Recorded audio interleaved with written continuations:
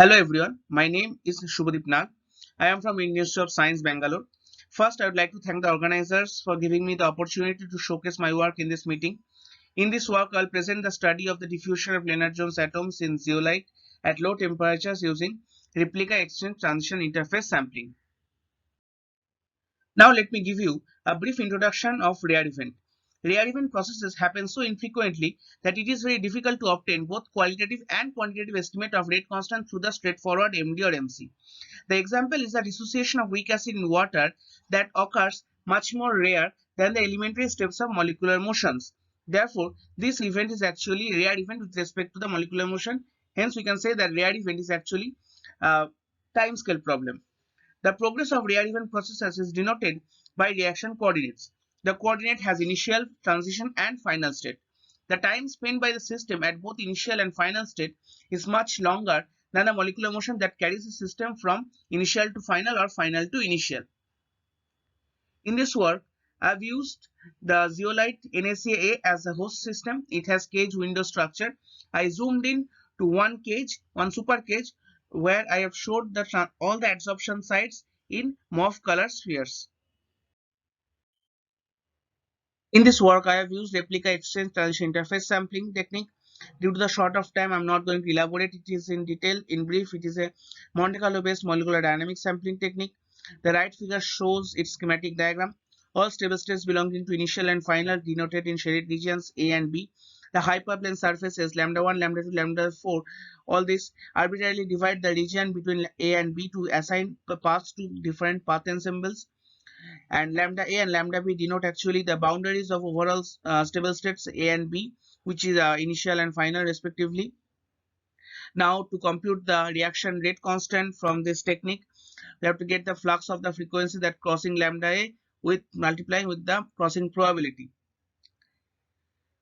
Now, levitation effect is an effect of anomalous diffusion phenomenon that occurs in all the systems where the van der Waals interactions exist. It is computationally first observed in zeolite Y by Yashnath and Shantikari. In this effect, with the increase in the size of the solute, the diffusivity first decreases, reaches a minima, then starts to increase, gets a maxima, and then finally decreases. This effect is called levitation effect. Now, coming to the result, we have computed the diffusion coefficients for both intracage and intercage diffusions from the reaction rate constant computed from RETIS technique. So first I have simulated the several Lennard-Jones atoms for intracage diffusion between the two adsorption sites of a one supercage only. And we have done the simulation at several temperatures from 140 to 20 Kelvin. At 140 Kelvin, you can see that the diffusion coefficient first decreases with the increase in size of the guest atom, then increases and then decreases. So this is nothing but the levitation effect. Now, with the decrease in temperature, this difference between the minimum and maximum value of diffusion coefficient increases much more.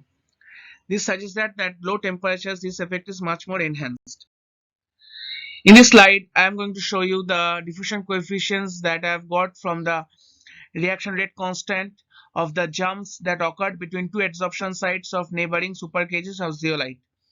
Here also we have simulated all the Lennard-Jones atoms that we have computed for intracage and at different temperatures from 140 to 20 Kelvin. At 140 Kelvin, the similar nature shows that there is levitation effect only, and with the decreasing temperature, you can see that the difference between the minimum and maximum is much more increased with decreasing temperature. Therefore, it suggests that at low temperatures, this effect is much more enhanced. In the conclusion, the result suggests that the levitation effect is enhanced at low temperatures.